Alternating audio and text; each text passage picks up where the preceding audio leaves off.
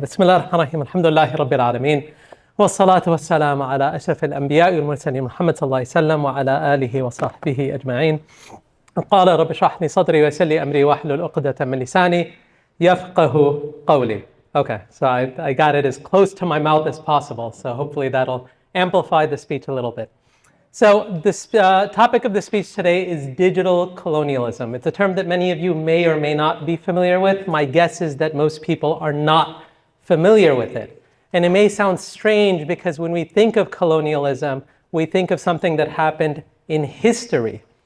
Now, according to scholars of post-colonial studies, the age of colonization whittled down unevenly in the mid-20th century, so between the 1940s and the 1970s. And what they mean by that is that formal territorial sovereignty and empire came to an end, though colonial relations, especially power relations, persisted. And that gave birth to an entire scholarly field and discipline known as post-colonial studies and decolonial studies, which focuses on grappling with these power relations and forms in which colonial remnants continue to live with us. Now, again, I think to a lot of people, this can strike outsiders as very strange and obscure. I mean, what does colonialism look like after empires fall, after the flags come down, and after formal rule ends? And what it isn't, it certainly is not, is it's not red-coated soldiers walking the streets or imperial governors in poor nations telling people what to do. Although modern colonialism takes different forms, one of the arguments, and the key argument I'm going to make today, and it's an argument that's not mine alone, is that one form that colonialism takes is that of the data center. Data centers draining water from arid regions, algorithms governing your speech, platforms monopolizing and shaping your reality, and entire populations rendered dependent on technologies that they do not control. This is what scholars like Michael Kwet, who has an interesting book, if you want to check it out, it's called Digital Degrowth, Technology in an Age of Survival. But that's what he coined as digital colonialism. And for the Ummah, for Muslims, it presents not only a challenge, but in one of the papers I published for the Ummatics Institute, an imperative is what I called it. Now, to flesh that argument out a little bit, it's helpful to reflect on perhaps the emblematic example of colonization that comes to mind, at least for many Muslims. Certainly Desi Muslims think about it first and foremost, right? The British East India Company. Now, what might surprise some people to learn about the British East India Company is that it didn't begin as a government. It actually began as a corporation.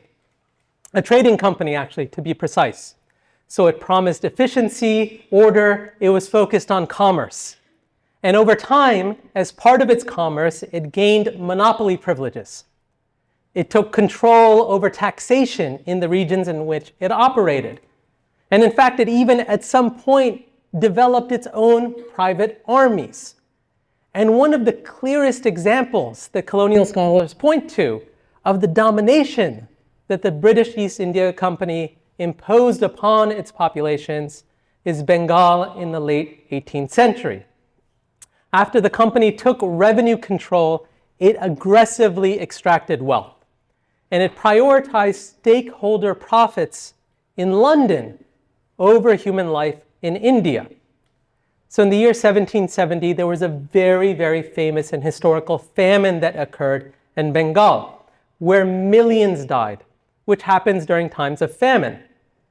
Now, what's striking about this particular famine, however, is that in the 1770s, tax collection continued uninterrupted. Grain was exported, dividends were paid to stakeholders and shareholders. The company continued to operate and function without changing anything at all. And it's not that they were ignorant of suffering. They simply didn't see the Indian population. They didn't see the people of Bengal as the moral center of their decision making. And that's what colonialism looks like in practice, it's control without any accountability whatsoever. It's extraction without any concern for reciprocity, and it's power without any notion or sense of moral obligation. Now, you have to ask yourself, how different is this from the logic governing today's tech empires? And that may sound like an exaggeration, but it's not. I mentioned Michael Kwet. He argues in his book that digital colonialism operates through ownership and control of digital infrastructure, operating systems, cloud platforms, app ecosystems, AI models, all of these major heavyweight tech components headquartered in the global north and imposed in the global south. And crucially, those who control infrastructure don't merely serve societies, they govern them. Recently, and I was actually just looking this up today, I came across it. It was a comment Larry Ellison made. For those of you who know about Larry Ellison, I think he's like the second richest person in the world after Elon Musk now. And he is just a rancid Zionist. And he founded Oracle, and he was being interviewed in Austin. And they were asking him about the state of digital surveillance and the expanding of digital surveillance. And what shocked me, and it's really stunning, is he spoke, and he's really like, if you've ever heard him speak, he's very mild-mannered, very monotone. He's not a very inspiring figure, yet he was speaking with so much enthusiasm about digital surveillance. And he said, and I had to quote it, I took it down, he said, citizens will be on their best behavior because everything and everyone is constantly being watched and recorded. And you just have to think about the mind of someone who says something like that. That is not the language of service. It's the language of someone who is looking to discipline populations. Colonial administrators once believed that subjects would behave better if they were being observed at all times. They had informants, census regimes, pass systems, and different forms of surveillance that they imposed. Today, that same logic is rebranded as smart cities and smart homes, AI governance, and predictive analytics. The technology is new, the mentality is not. And it's not merely the way in which digital technologies seek to control us as a population, but the way in which they shape our environment. We hear that AI is immaterial. People talk about it existing in the cloud. That language is deeply misleading. AI runs on water, electricity, natural resources like minerals and land. And I can't overstate here how high the consumption is for these resources. It's shocking how ignorant people are of this. We live in one of the data center hubs of the world. In fact, Northern Virginia, Ashburn specifically, consumes so much of the global internet traffic. And yet people have no clue how many resources these data centers require. An average data center, we're not talking about like a high efficiency one. An average data center with hyperscaling consumes over 500,000 gallons of water a day. Large data centers use over 3 million gallons of water every single day.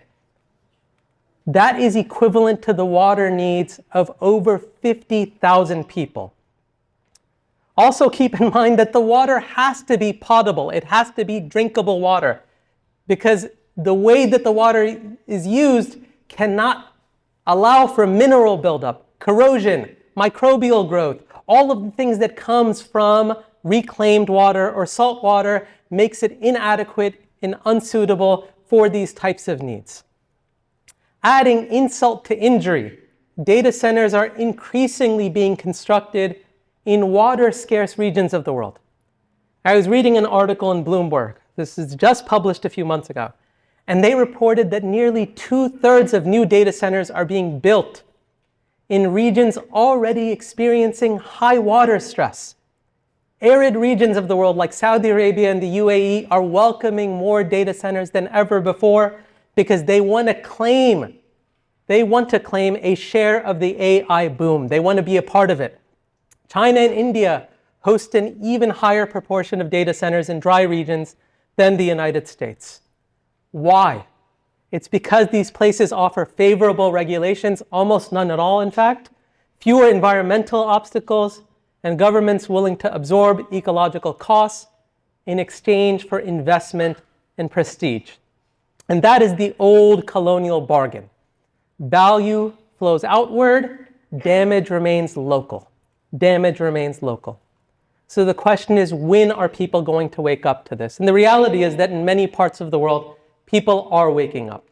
In recent years, water-related protests have erupted against data centers in places like the Netherlands, Uruguay, and Chile. In Chile specifically, public opposition became so intense that authorities had to revoke Google's authorization for a $200 million data center that had already been planned, because so many people took to the streets saying no. This matters. It reminds us that digital infrastructure is not neutral, it's political, ecological, and deeply contested.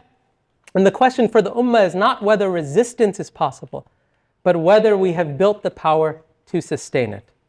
Now, just going back to the example of Bengal for a moment, the company, the East India Company, didn't believe that famine negated its legitimacy. Its obligation, it believed, was to its shareholders, not the subjects, not the people that operated under them. And today's tech empires operate the same way, strikingly similar moral calculus.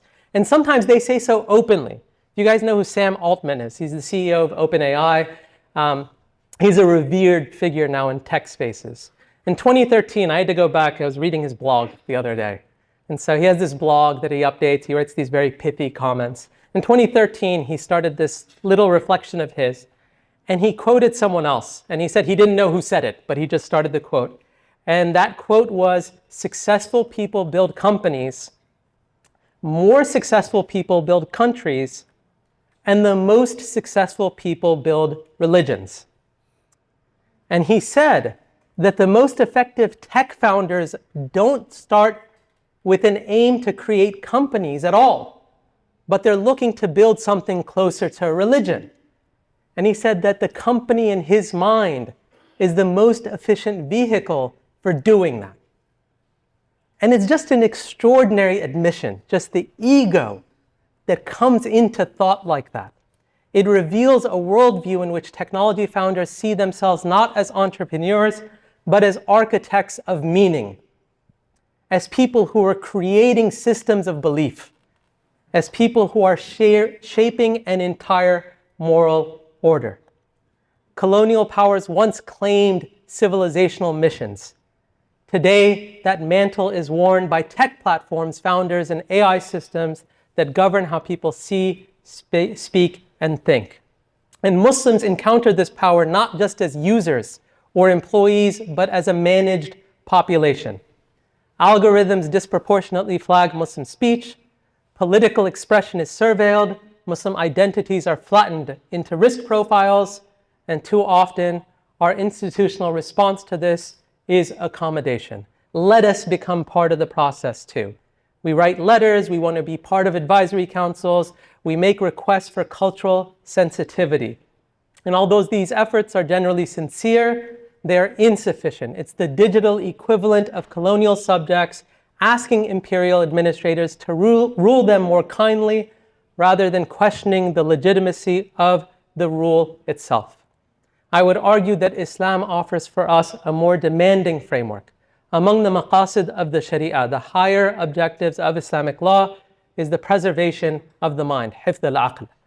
And that principle is constantly being encroached upon in the digital age. And what does it mean to preserve the mind when attention is systematically fragmented, rage and fear are constantly being amplified, addiction becomes a vehicle for profit, and surveillance becomes normalized as good behavior? When platforms profit from cognitive capture, from manipulation and constantly monitoring, they aren't just violating secular ethics, but fundamental and foundational Islamic objectives. Colonial power is not softened by good intentions, and too often we misunderstand how power works. Digital colonialism persists because it's profitable, it's monopolized, and it's politically protected.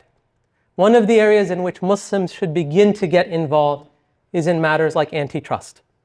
Islamic jurisprudence has long opposed monopolistic hoarding, ihtikar, precisely because it distorts justice and it concentrates power. Supporting antitrust enforcement, opposition to platform monopolies, resistance to regulatory capture, that's not a partisan issue. And there are people on both sides of the political aisle that care about it. Moreover, it is a moral imperative. So what we might imagine for our digital future instead could be things where we have community-owned platforms, open source AI that's constrained by ethics, data treated as an amana, a trust, not a commodity, and technology designed to elevate or at least render neutral our cognition, not erode it. This isn't nostalgia. It isn't boutique thinking.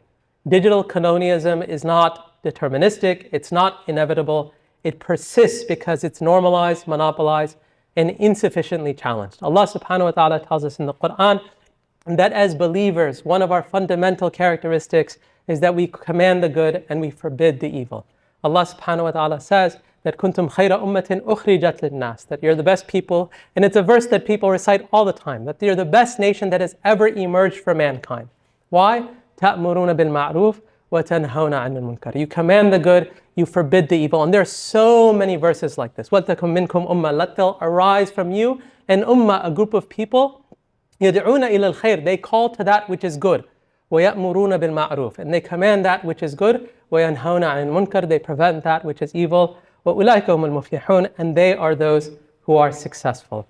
The ummatic imperative for all of us is not simply to seek inclusion in someone else's empire and someone else's story, but to contest empire altogether. To build, to resist monopolies, to preserve the human mind, and to work towards justice. We ask Allah subhanahu wa ta'ala to grant us the clarity, courage, and unity needed to do so, not as subjects, but as agents in a technological age. And Allah subhanahu wa ta'ala knows both. Subhana rabbika rabbil izzati wa la yasifun.